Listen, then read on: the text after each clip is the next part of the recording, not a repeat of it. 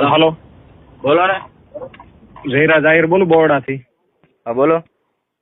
મળવું તું ક્યાં છું? બગદાણા કઈ જગ્યાએ? આશ્રમે. હે? આશ્રમે. હા તો ક્યારે મળું છું? તમે કયો ત્યારે. તો વાંધો નહીં, પ્રસંગમાં છું હમણાં આવું, ફોન કરું. હું હતું હું એ રૂબરૂ વાત કરીએ.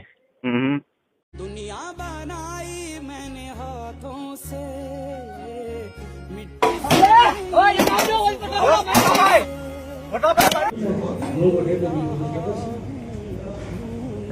ગાડી આવીને કે તું કેમ અમારી રેકી કરે છે? તો એમાંથી 4 જણા ઉતરી ખાલી એટલું બોલી અને ધોકાને પાઇપે મને મારીને હાથે પગે બધે ઈજા કરી છે.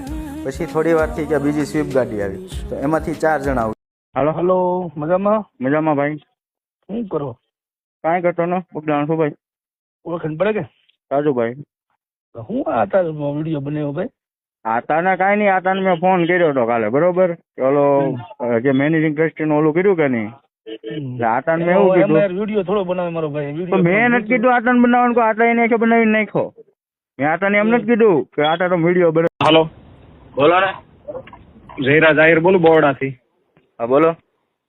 મળવું તું ક્યાં છું? બગદાણા કઈ જગ્યાએ? આશ્રમે. હે? આશ્રમે. હા તો ક્યારે મળું છું? તમે કયો ત્યારે. તો વાંધો નહીં, પ્રસંગમાં છું હમણાં આવું, ફોન કરું. હું હતું હું એ રૂબરૂ વાત કરીએ. ફોન કર્યો હતો માયાભાઈ મેનેજિંગ ટ્રસ્ટીમાં. તો એને મને આમી ક્લિપ બનાવીને આપી કે ભાઈ મેનેજિંગ ટ્રસ્ટી યોગેશભાઈ સાથે નથી. પછી એના છોકરાનો બીજા દિવસે મારા ફોન આવ્યો કે ભાઈ તું ક્યાં છે, એને મળવું. એટલે હું બગદાણા છું. એ રાજુ બોવડાનો એનો મારા ફોન આવ્યો કે માયાભાઈ પાસે માફી મંગાવવાનો વિડીયો કેમ મળો.